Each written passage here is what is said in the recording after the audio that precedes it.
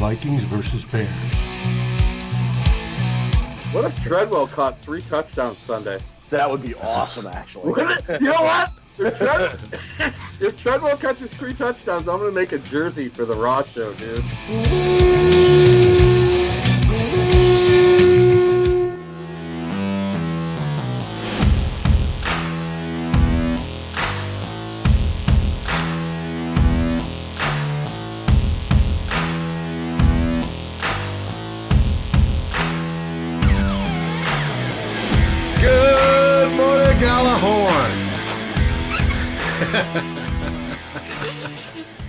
We're back, and we're ready to preview this Sunday's game. Your beloved Minnesota Vikings against the Chicago Bears. Da, da, da, da. How you doing, Ted? Pretty good. If I was any better, I'd be against the law. And now that we are recording immediately after a Packers loss on Thursday night, the door is wide open for the Vikings to take advantage of this opportunity. Wait now. Who said 2 days ago that the Eagles are going to win this game? Who said it? Not me. I thought for sure the Packers would win and they'd be 4-0. $20.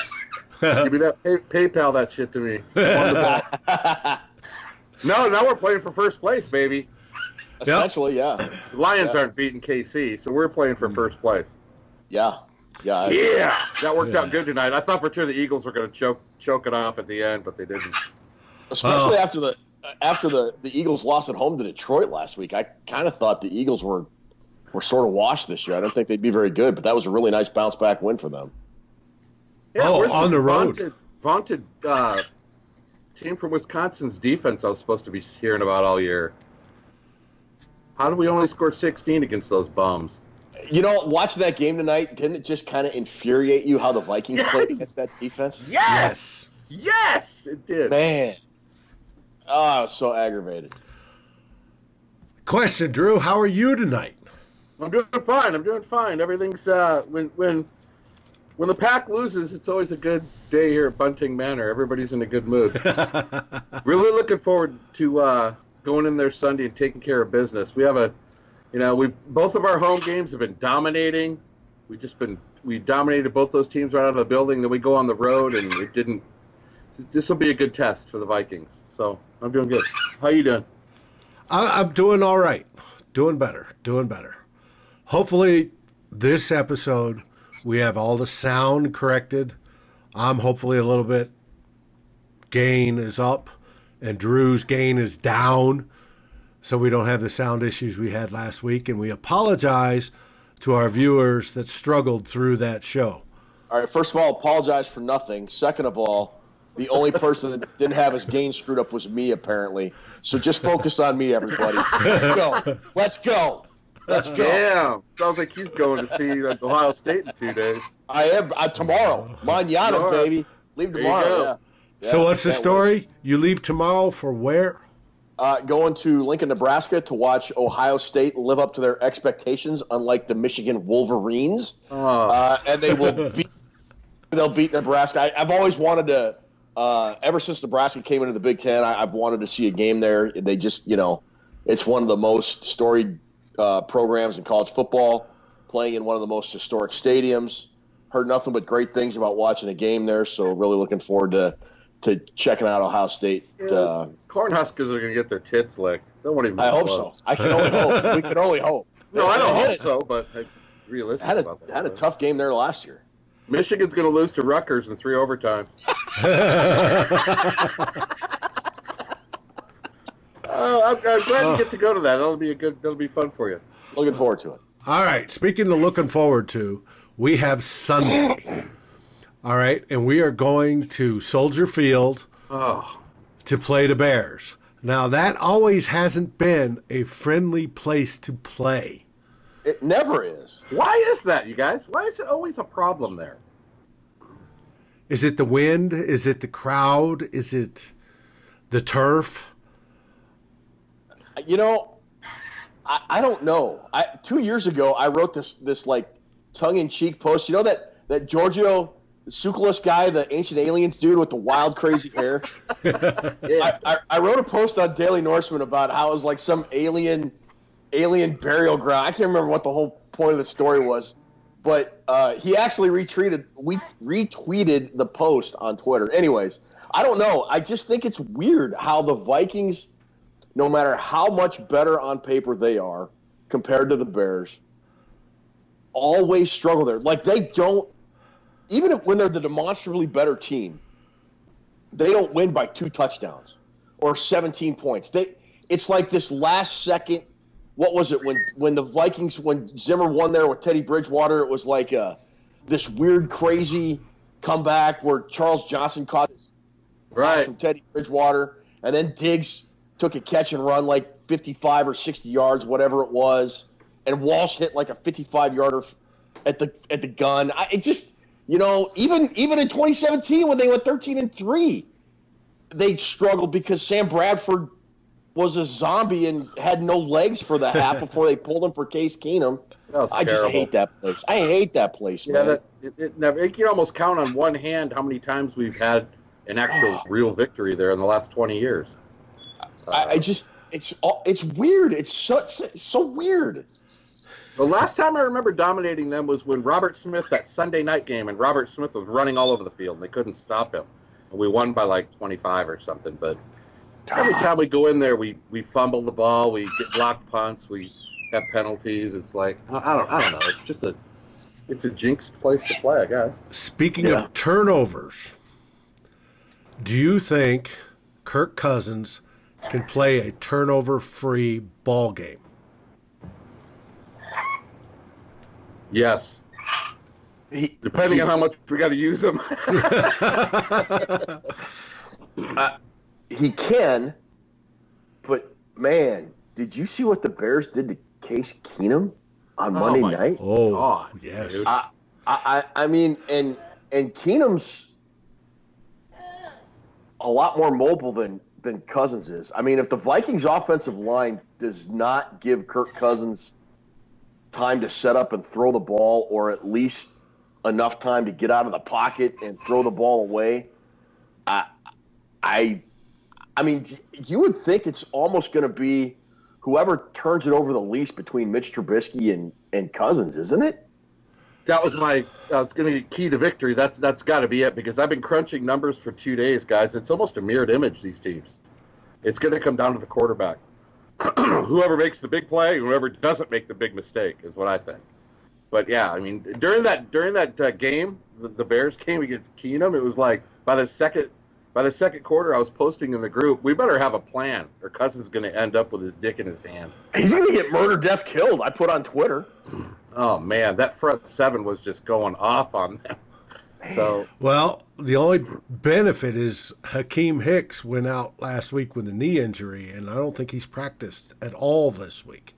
Yeah, he hasn't, which would be very beneficial for the Vikings, because he absolutely ripped up the Vikings in Chicago last year. He destroyed He Elfman. had a whale of a game. I'm putting in a call tomorrow. He's not going to play. Don't worry about it. I'll take care of it. Calling Uncle Paulie, are you? Yeah, we just they have to. Oh, this is going to be. I mean, both teams. The Vikings are 31st in passing, and the Bears are 29th. So there you go. I mean, neither team has really an advantage passing the football, but maybe one quarterback is going to have to step up, and hopefully it'll be ours. But I agree with Ted. The quarterbacks are going to have to. We're going to be the difference probably this game.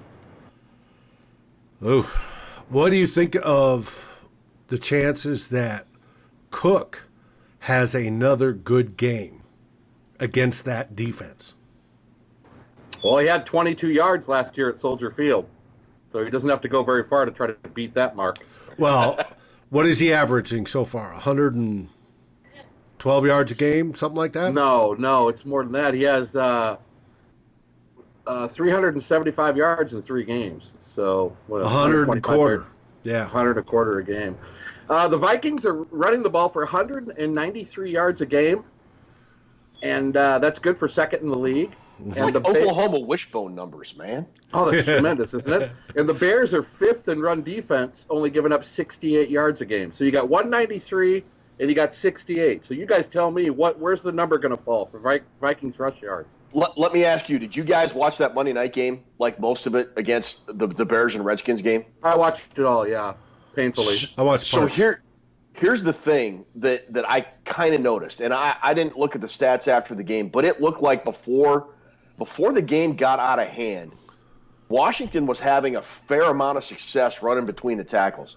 They weren't breaking off, 15, 20, 25-yard runs, but they were getting 3 yards, 4 yards, 5 yards when they decided to run the ball. I think they had kind of a JDF, John DeFilippo sort of game plan, which really played into the Bears' hands a lot more than they should have. But when they ran the ball, they were putting their offense in kind of a respectable, manageable. Yeah. And I'm telling you, I was looking at some of those runs, and I was thinking to myself, Cook would have gotten to the second level there. Cook would have gotten at least 10 on that run.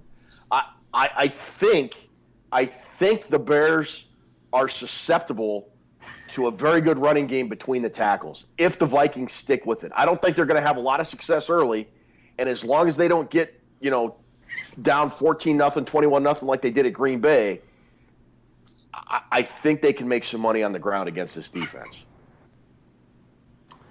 Well, I would take the 3-yard, 4-yard gains. If they're doing that, that means they are, like they're managing it like Dave said. And we're going, you know what, the way they get into trouble is when they're in 2nd and 12, when they run the ball and get a 2-yard loss on. That's what happened last year.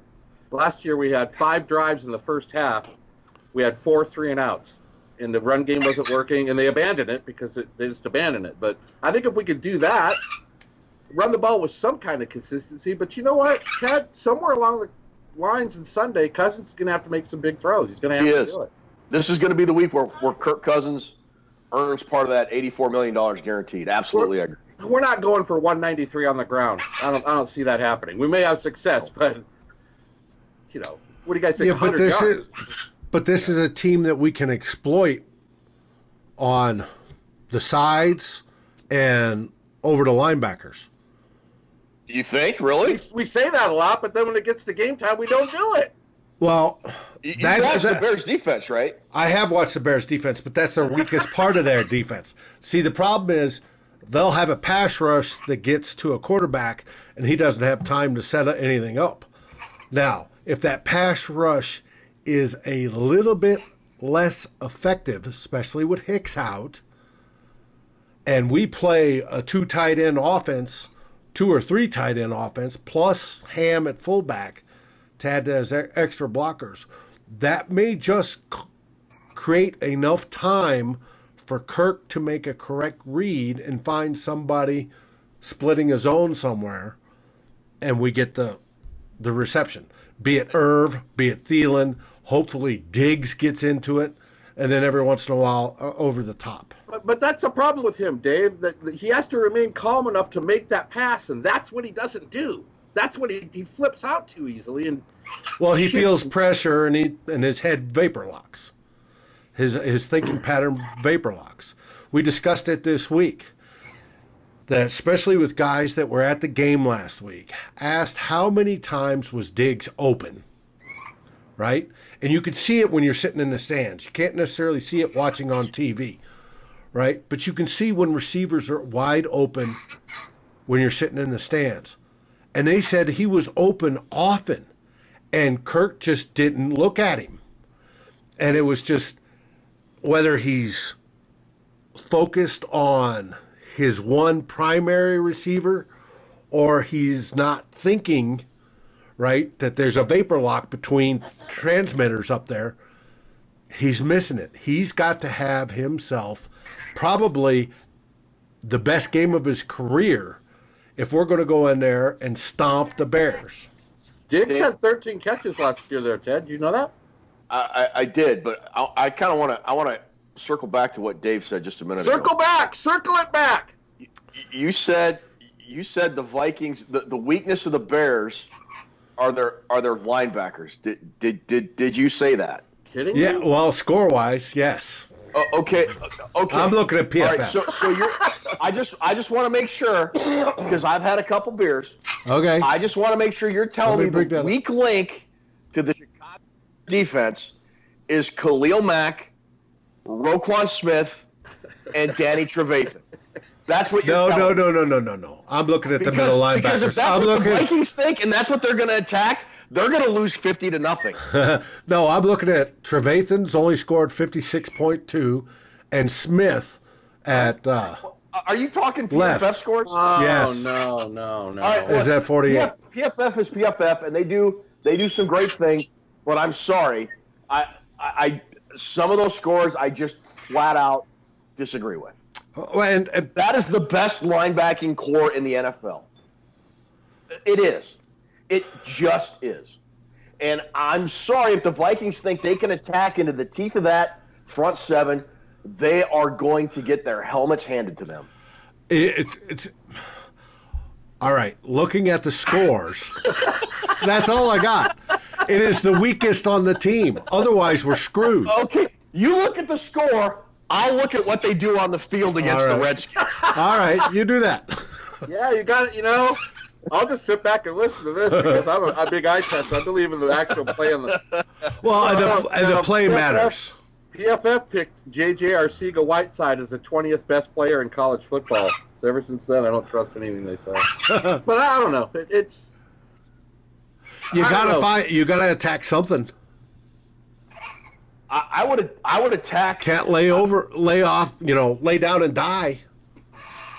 Well, I would lay down and die if it was me because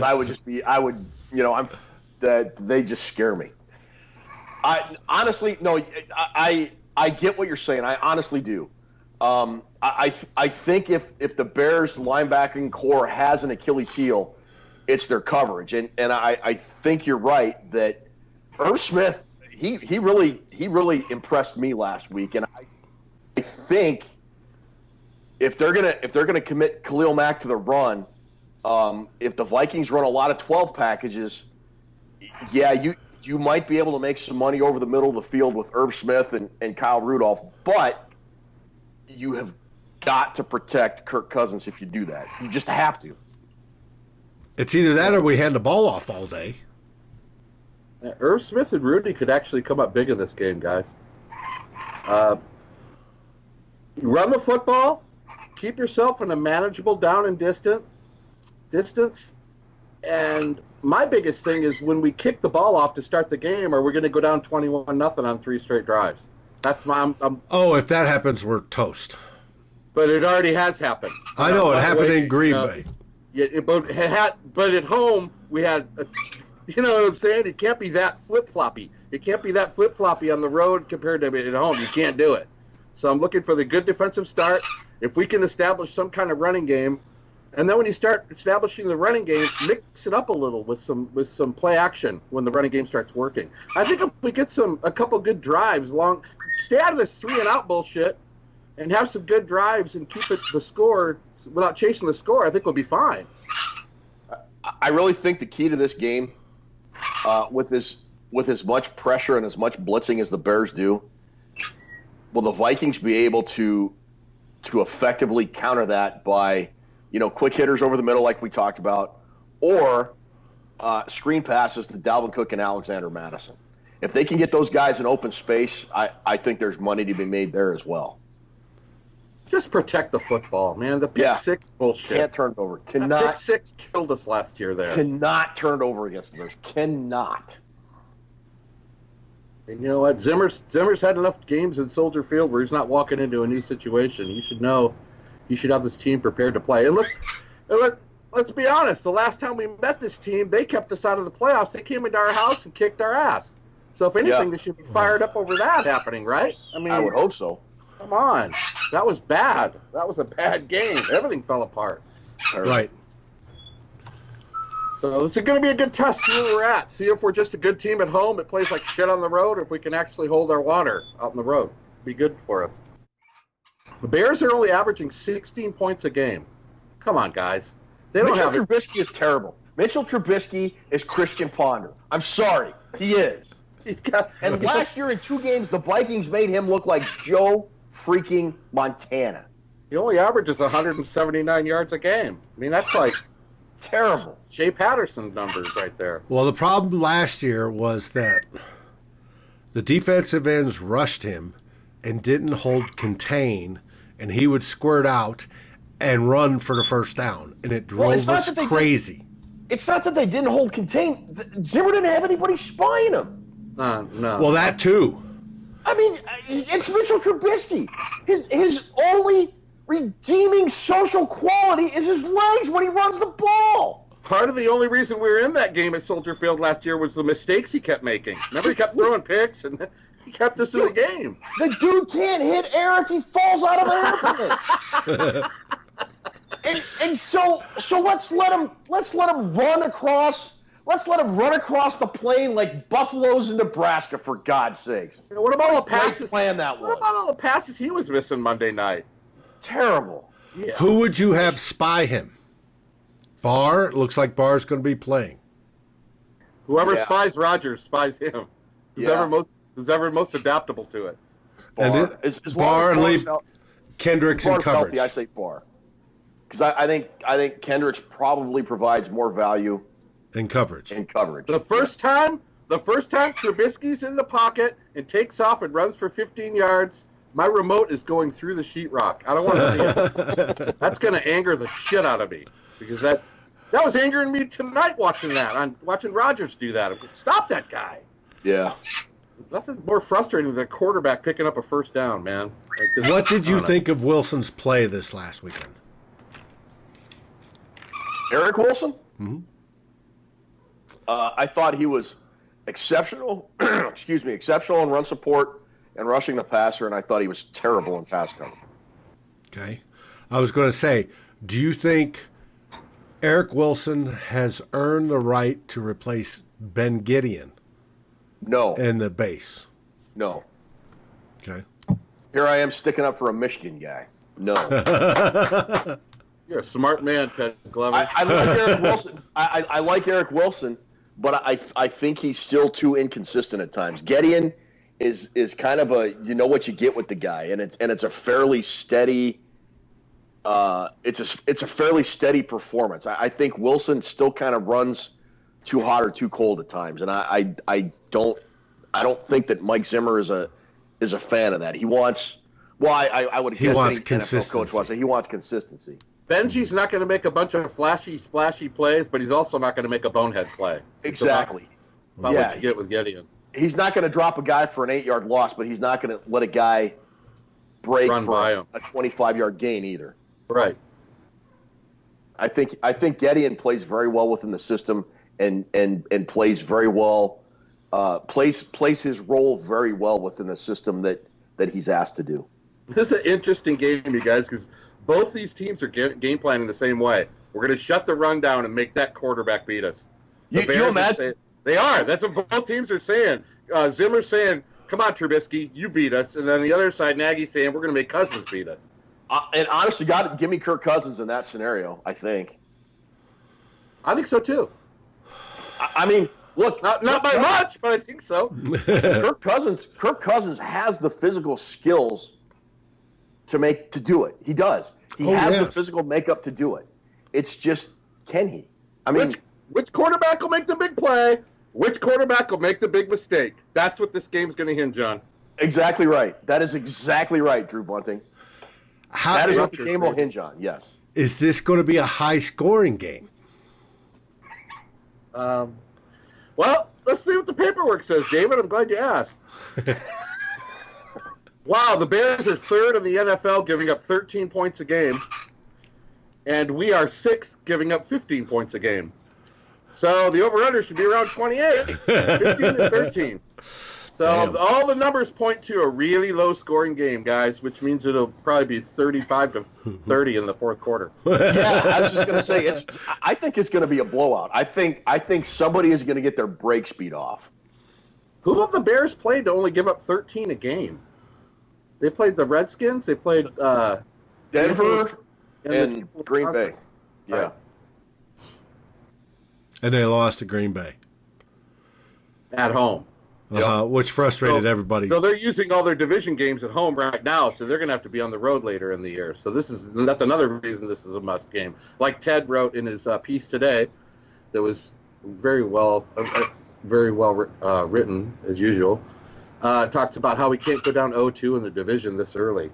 So Nope. this is it's a crucial game, guys. It's a big game.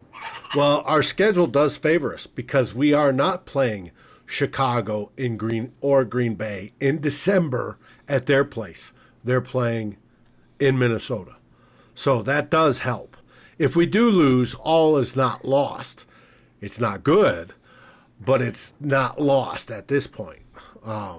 Brother, if the Vikings lose on Sunday, their chances of making the playoffs are less than 40% historically. Yeah. I'm not saying this is a must-win game, but it's about as close to a must-win game as you can get in week 4 of the NFL. You know what? If you're going to impose your will in the division, if you're going to stand up and say, we are the team of the division, you have to go in there and fucking win games like this, guys. You have to win these games. You do. Agreed. Especially when the division leader opens the door and gives you an opportunity to walk through it, like the Packers tonight. And after I watched that game tonight, I am pissed that we didn't win that game. So aggravated. So aggravated. Yeah, but How did we not? Kirk played the worst game of his career. I don't want to keep backtracking on that game, but after I watched that tonight, I'm thinking we gave it away again in Lambeau. We give these fucking games away, and it's absolutely really did. Give it away. Give it away now. Give it away, Lindo. Sorry. Oh. I can't add any more to that. Just win, baby, win. Drew, have you got anything special for tonight? Yeah, I do. I put together a little bit of Ted Glover trivia because you know I love the trivia. Oh, you did? Yes, I did. This afternoon, I put all my responsibilities aside, and I said, you know what, everybody, I'm gonna work on these trivia questions for Mr. Ted Glover before he takes off for Nebraska. Let's go. You ready? Now these are Bears-Vikings questions. Bears-Vikings. Okay. I know you're familiar. You've probably seen 100 of these games in your lifetime, right, Ted? Probably. Starting in the 70s, twice a year, at least 100. Probably, yeah. How many have we won? Within 10, I'll give you the extra bonus. It's like their record is like 54, 46, and some ties. 60 it's close. Wins. You're right there. 60, okay. Okay. It's 60 and 54 then, right? Yes. Okay. 60, right. 54, and 1. Okay. Okay. Question number 1. On the Bears' first trip to the Metrodome ever in 1982, the Vikings whipped their asses. Whipped them. Badly. Who was the quarterback that threw 5 touchdowns that day for the Minnesota Vikings? 2-minute Tommy Kramer. Ding, ding, ding, ding. That is correct. Now you get extra credit if you can name the wide receiver who caught 3 of those 5 touchdowns. This is a guess. I'm going to say Sammy White. You are 2 for 2. You got the bonus question. You know what's funny about that game is McMahon hit Emery Moorhead to take the lead 7-0. Then we reeled off 35 straight. Beautiful. You got that. All right, you got 2 on that one. All right. 2. In 1992, the Bears led 20-0 in the fourth quarter, and you know exactly the game I'm talking about. I know exactly the game you're talking about. The Vikings stormed back to win 21-20, even though they were down 20-0 in the fourth quarter. But one of the best Viking wins ever. It was great. It was sparked by a pick six. A 35-yard pick six. Who was the Bears quarterback, and who was the guy that returned the pick six? Jim Harbaugh was the quarterback, got chewed out by Mike Ditka in one of the most glorious sideline rants I've ever seen, and Todd Scott was the defensive back that housed it. Dude, you better get some water and pour it over yourself. You're on fire, right? Fire! All right, question 3. In 2007 at Soldier Field, the Vikings won an epic game on a 55-yard field goal on the final play of the game. Earlier in the game, the Vikings hooked up on a 60-yard touchdown on the final play of the first quarter. Who threw it and who caught it? 2007. That was the game Adrian went off. 2007. Oh, man. You notice these questions get a little tougher, bruh. They are. Man, this is the Adrian Peterson game, so that's what I was thinking. Yes, it was. 200 and some odd. He had like 311 yards. So it would have been What had to have been Tavares Jackson was the It quarterback. was Tavares Jackson. Very good, dude. Troy Williamson? Yes! Got it! Now you have an extra credit on this one, too. Who kicked the 55-yard game winner? Brian Long. Oh, my God. He's 7 for 7. We've only had 3 questions. That is amazing, dude. All right. I thought for sure he's not getting no fucking Tavares Jackson. To Troy Williamson. That is very good, man. This is okay. You're on a roll. You're batting 1,000. Batting 1,000. I will name the decade, and you tell me which team won more games in the head-to-head matchups in that decade. All right. Now, there's a trick one in here. In one decade, I'm going to give you the 2000s. We tied 10-10. Okay. Okay. 1960s. Who won more games head-to-head? Bears. Correct. Ding, ding, ding. I don't have a bell, so I'm doing that. 1970s. Who won? Vikings. Oh, Vikings. By a lot. Correct. 1980s. Had to be the Bears. Yes. 1990s. Vikings. Yes. Yes. 2010s, which we're not done with. Who's leading? Oh, jeez. Man, that 2000. I'm gonna say Vikings. Bears. What, by 1? 10-8. Damn, Oh, 2. that's the only one you've missed out of like 13 questions, dude. What's the record in the 2000s? It's got to be close. It's 10-8 right now. Okay. All right. So we got to Very sweep good. this week. Sweep this year. Yes, David's right. If we sweep this year, we can tie it up. We can tie it up. That's very correct. Okay. In 1994 overtime win, 33-27. Who caught that winning touchdown in overtime? Chris Carter from the Ohio State University. You know what? Now the whole thing's void. You're getting a red X on every fucking question now. You mentioned Ohio State. Okay. Now this last one is kind of tricky. This is the last question of the Drew Trivia Challenge. I could ask you to name off all the head coaches of the Minnesota Vikings since they've had a team. All the way from Ben Brockman, all the way to Zimmer. You could probably not only name them off, but you could probably name off the years they coached. So I'm not going to give you that. That's Okay. too easy for Ted Glover. All righty. Can't go easy if you're going to Nebraska. You got to head out with a challenge. So the Chicago Bears have had 16 head coaches in their franchise history. If you can name 8 of them, you are a football god. George Halas.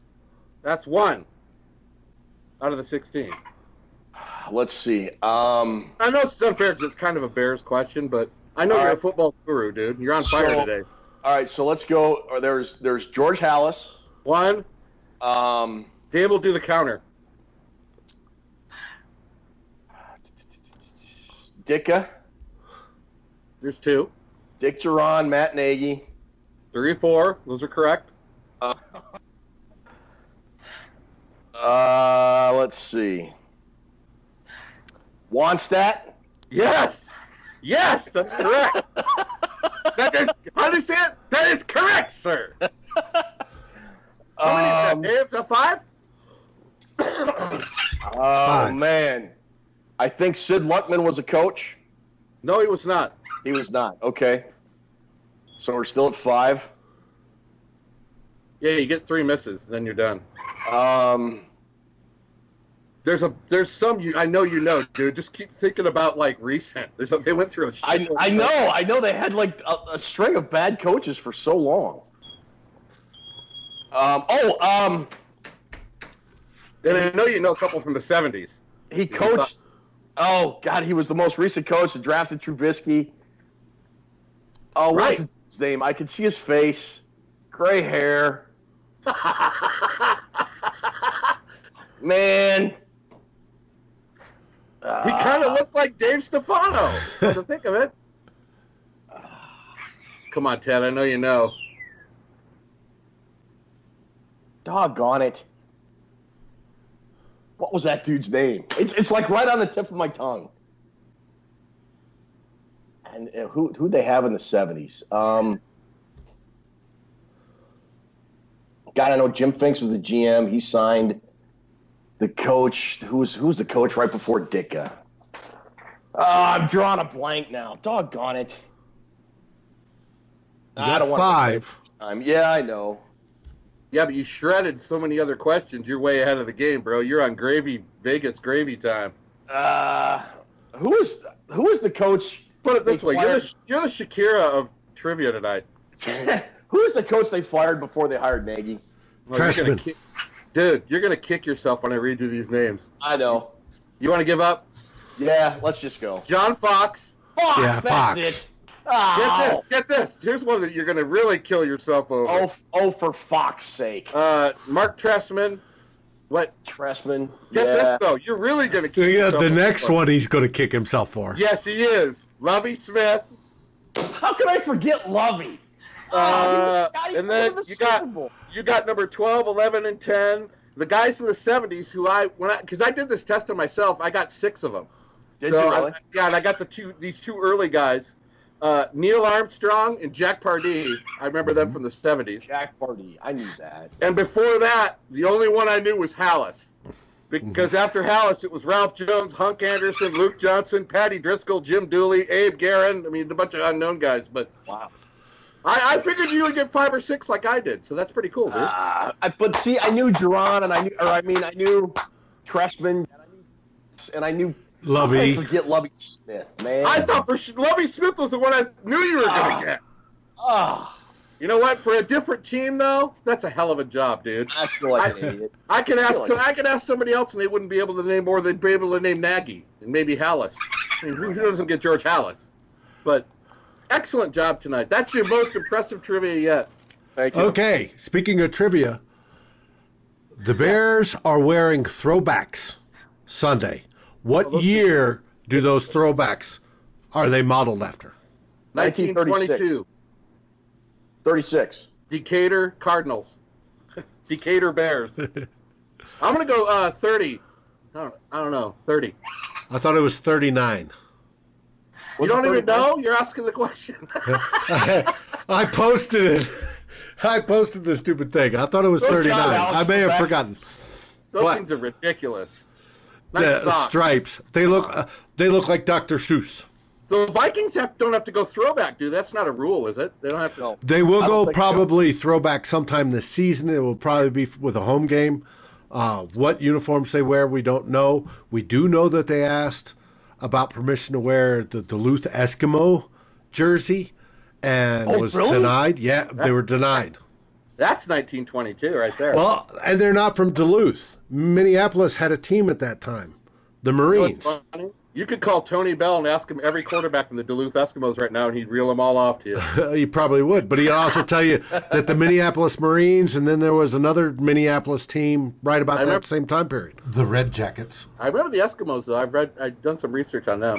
That was really impressive, Ted. I can't tell you enough how you nailed all those. That's really good. Thanks. I like doing the trivia with you, dude. I'm glad you're a good sport about it and like playing it. Yeah, I enjoy it. It's a good time. Okay, with that, we're rolling into Sunday. We want our Vikings to win. We want the fans to have fun. Is there anything else you want to pass to our viewers? Drew? Be patient, and a win is a win, even if it's hanging off the ass of a cow. Doesn't matter how we get the W, just get it. How about some score predictions out of you guys? Oh, wait, Ted wants to say something to the people of the... So you guys want to hear a Don Glover story real quick? I do want to hear a Don Glover absolutely. story. I was going to ask you for a Don Glover story, but I didn't think we were over yet. So Dave probably might remember this.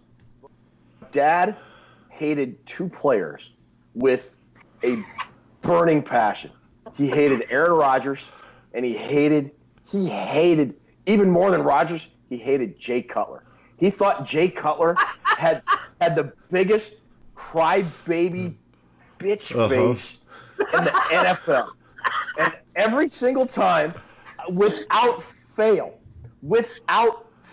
guys, every single time the camera would cut to Jay Cutler, whether he was breaking the huddle, whether he was over center, whether he was in shotgun, whether he was on the sideline, my dad would lean forward in his chair and he would go, "Look at that crybaby. Go ahead and cry, you damn crybaby. Cry." Every single time. Oh, he hated him. He did. It was my dad was a pretty laid back guy, but Cutler with a passion, man. It was awesome. It was awesome. So when Cutler's having one of those really Cutler crappy days, your dad's cracking up. Oh yes. Oh Made his yes. week. Uh-huh. He would giggle like a 10-year-old. He would. Just another interception. Look at that. Go ahead and cry all the way to the sideline. Cry. I wish I would have been there. I kicked myself up. I wasn't there. Awesome. It was awesome. Yeah. So. What God love story of the week. Well, speaking of Ted, Excellent story. speaking of Don Glover, I'm sure is up with my dad watching this game, and they're yelling at each other, and may the best team win, and of course that's the Vikings. I hope so. With that, Drew, any last words? Meow, meow, Viking cow. Ted? 27-10 Vikings What? on the way to Miami. Skol, baby. Let's go. What was the last part? You cut out there. 27-10 Vikings all the way to Miami. Let's go. Hold up that can. Is there alcohol in that fucking thing? There is. A Mexican lager from Urban Chestnut. I'm telling you, I just sense a blowout. And if it's not going to be the Bears blowing out the Vikings, it's going to have to be the Vikings blowing out the Bears. So What's your score hope prediction? Charlie Daniels, what do you got going for a score prediction? Oh, I'm thinking it's a close game, but I also agree with Ted. I think Kirk Cousins comes in, he takes a Quaalude or something, doesn't feel anything, and goes berserk, and we win like 35-12. Really? Wow. I'm not even. No, my logical mind says it's going to be 17-14. Yeah. But my heart says 35-12, go Vikings. Well, you give me two scores to keep your ass covered? Either way, you're going to do. like a good politician. Anyways. It's going to be like 27-13. I think one team is going to win 27-13. I think one quarterback is just going to completely fall apart and have multiple turnovers. And the defenses are going to take advantage of that. I think it's going to be deep in plus territory for the other team. I don't know, man. You know what I predict? I predict after that trivia tonight, at the end of the first quarter, we're going to have a 60-yard touchdown pass from Cousins to Thielen or something. My bold prediction for the week is Marcus Sherrills returns a punt for a touchdown. Yeah, 85 yards. Dude! Steal mine? Okay. Shit! That was my bold predict. That was my spicy hot take. All right, I'll go with this one. On first touchdown will be Madison on a reception. Oh, that is a bold spicy take. We're gonna have it inside the 10, about the 5-yard line, 4-yard line. We're gonna go play action. Madison's gonna sneak out like he did in the preseason. Remember that preseason game against the Saints or whatever? Yeah. It'll be that play, and it'll be Madison for the first score. Nice. I do think Sherrills is gonna take one back. Awesome. All right, everybody. Enjoy your Sunday. Eat good food. Drink good adult beverages. And Skol Vikings!